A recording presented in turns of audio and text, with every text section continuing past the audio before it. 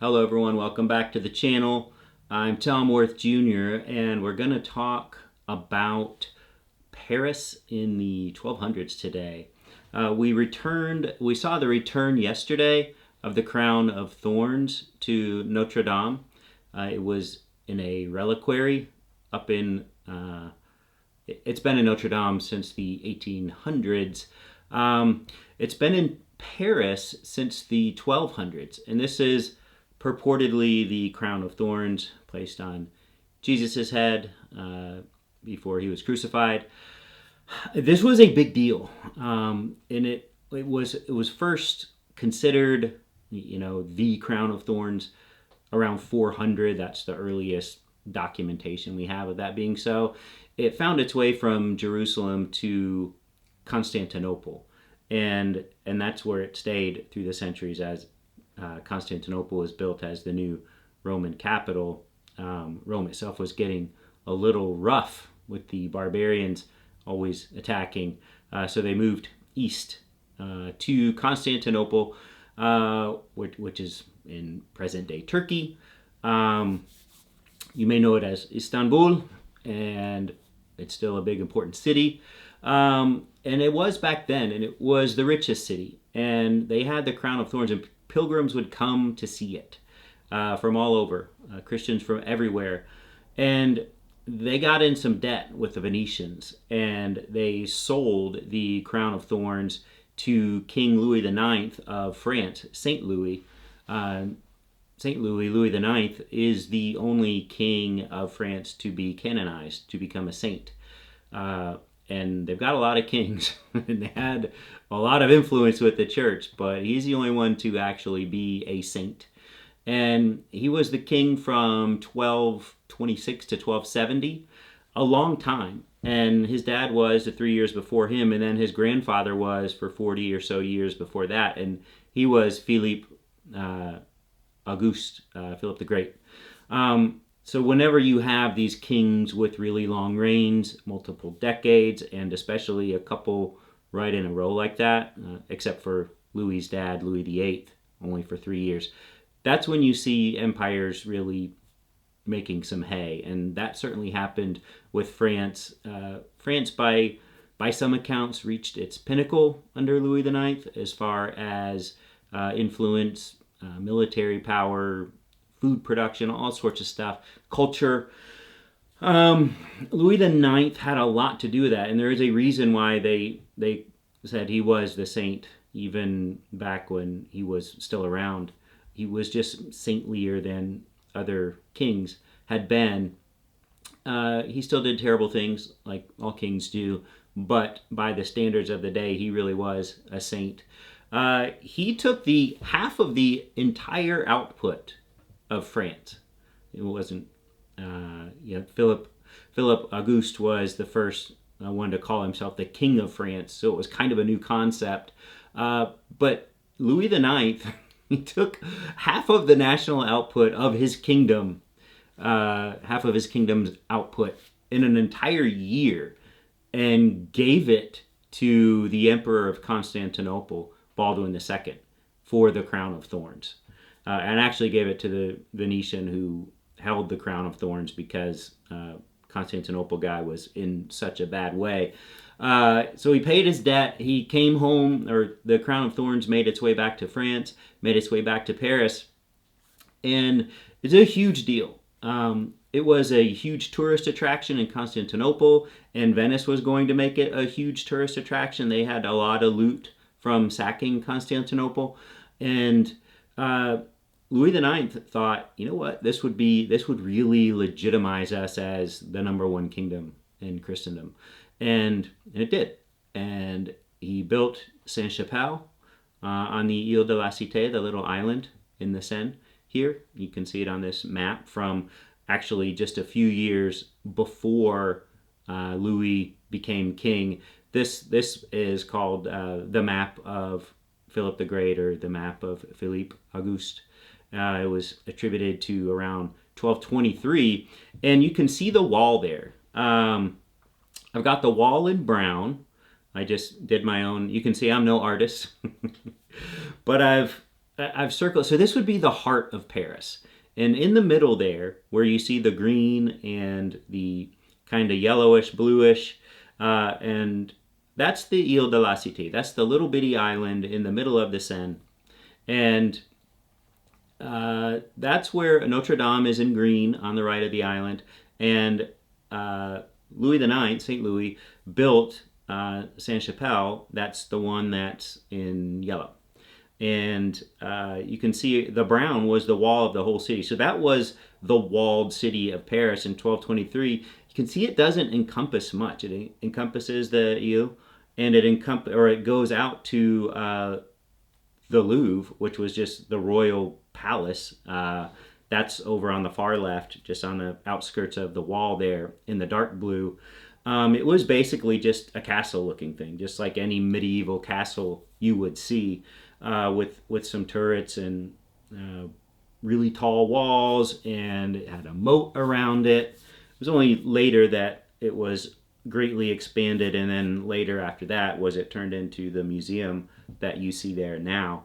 But back then it was, just a typical medieval looking castle, and you had the English always threatening, so they had big walls around the city, and you can see the little squares and circles all around the black line under my brown line. Those were various towers and guard posts all around the city.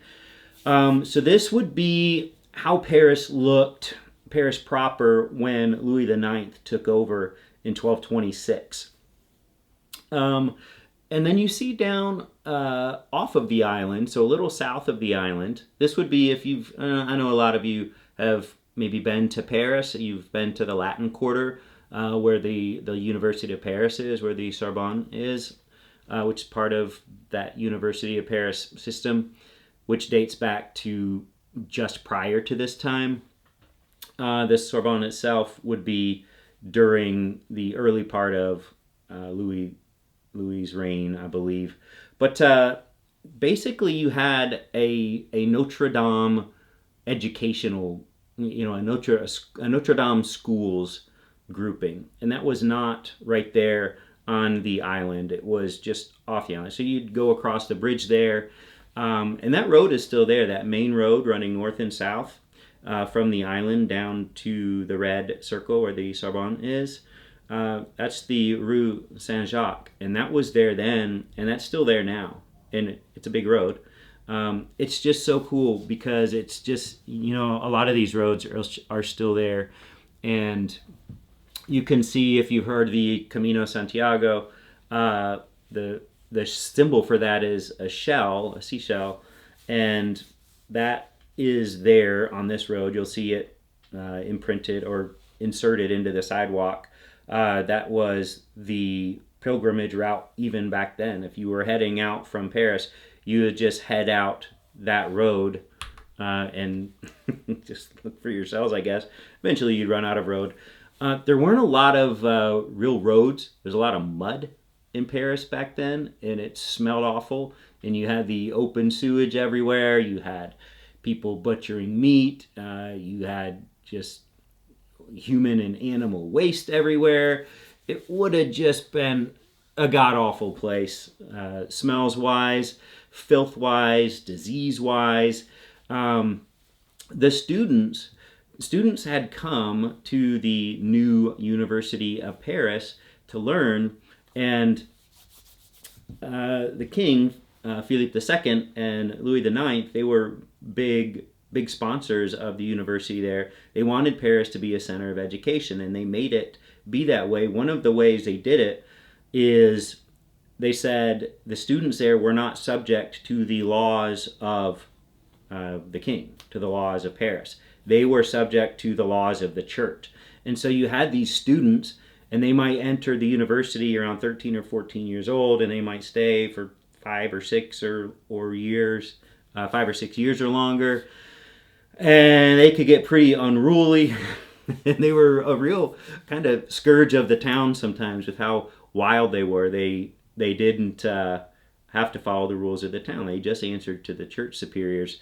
And at some point the queen got all angry, and then the church called a strike for the University of Paris. This was in 1229. All this is going on, and Thomas Aquinas makes his way to, I don't know, you've hopefully heard of Thomas Aquinas, the Summa Theologia.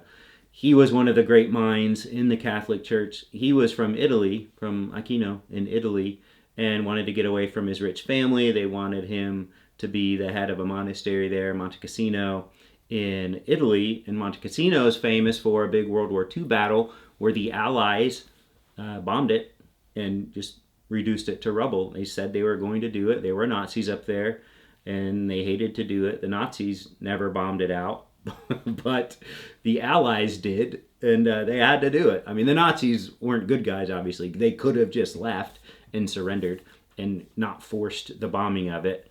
But anyway, sorry for the digression there. Thomas Aquinas makes his way to the University of Paris to get more of an education, and he spends just a few years there. Then he goes up to Cologne, Germany with one of his instructors and continues the education there, comes back to Paris, and really is one of the leading lights in the church and in academia at that time. He had some correspondence with some other people that weren't necessarily Christian. Maybe they were Jewish philosophers or Arab philosophers or Islamic philosophers. He was just trying to understand things, but always in the context of the church and its teachings. Because if you did anything to dispute what the Bible said, you may find yourself burned at the stake. And he was trying to reconcile the recently newly discovered or newly translated teachings and writings of Aristotle, trying to reconcile that with the Bible. And that was what he dedicated the last years of his life to doing. He didn't even make it to 50 years old. He was like, he was basically contemporaneous with Louis IX, although there's no documented meeting between them. But you can see on the map that it's not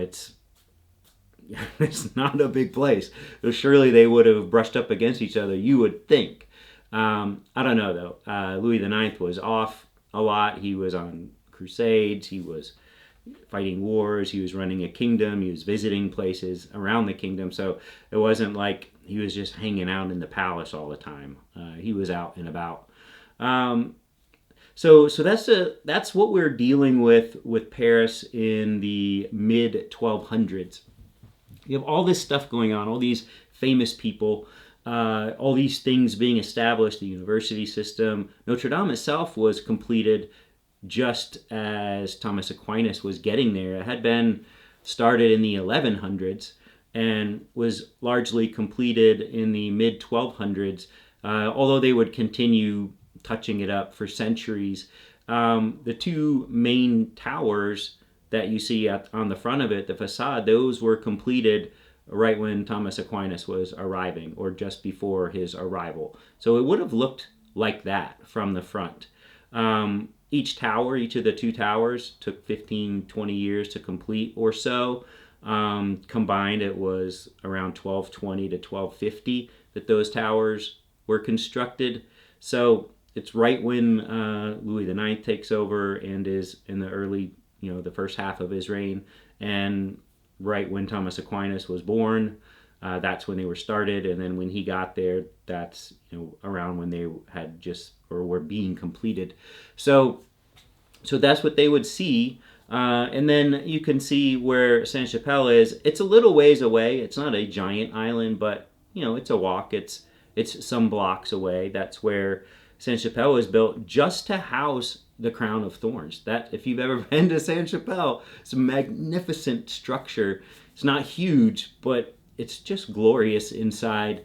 He built that for the house, the Crown of Thorns, and it took several years to complete that chapel, that saintly chapel, and that's where the Crown of Thorns was. It was also in Notre Dame itself. It was housed there.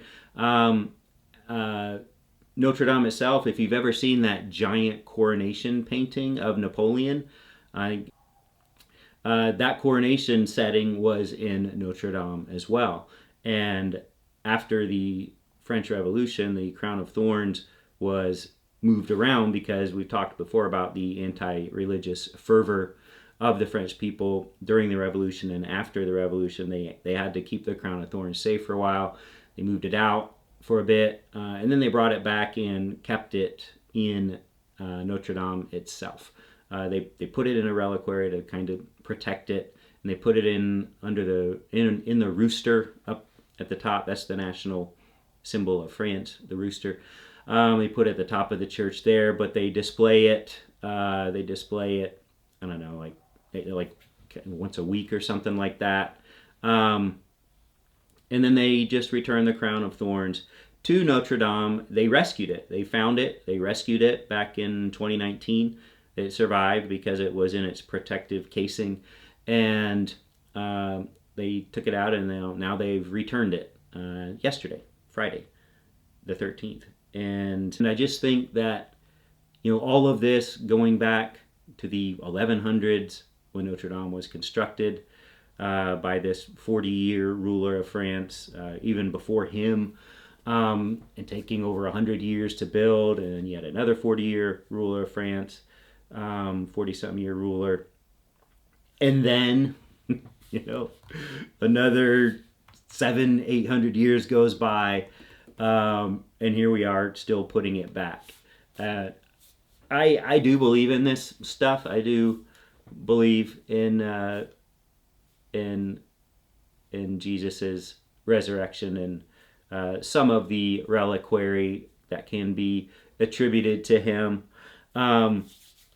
You never know with something like a Crown of Thorns, because a few hundred years is a long time to pass before we have documentation that this is it. There have been studies on it. The plants have been found in other places, Scandinavia, Africa, not necessarily Jerusalem. So, take it with a grain of salt.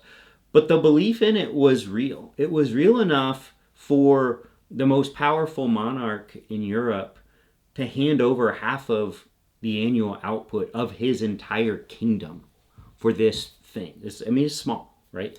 And to build a building using his resources for years just to house it. And the lengths that people have gone to protect it for 800 years or so since it's been in France. And then the 800 years from when it was first documented until it left Constantinople to come to France. So it is very real in the sense that it inspires people to do amazing things around it and be inspired by it. And I think that's pretty cool. And that's one of the things I love about Paris, is it's just filled with all kinds of stuff like that. And I wish we had more of that here in the U.S. But we don't, so we can just go to Paris, I guess, if we ever get the chance. This is just a picture of the Sorbonne. The University of Paris was kind of a system. It was called the University of Paris, in English. But what they did was they set it up to be a group of, they set it up by faculty and by basically nationality. But you could group together a nationality like the English and the German. And you would have the actual, so that was the university, the education part. But then they set up the collège, which were the collégières, which is from the word to assemble. And that was nothing to do with education. That was just finding a way to keep the room and board basically for the students. So that's what the actual colleges were. So the Sorbonne was one of those original colleges there at the University of Paris. So when you look at that dome, which this picture is right outside of our hotel window, I told you this stuff meant a lot to us. We stayed right across the street from it. And it was just so cool looking out our window every morning, every night, whatever. And just amazing. I mean, that's worth the whole trip right there, is just looking out the window in the mornings and the night.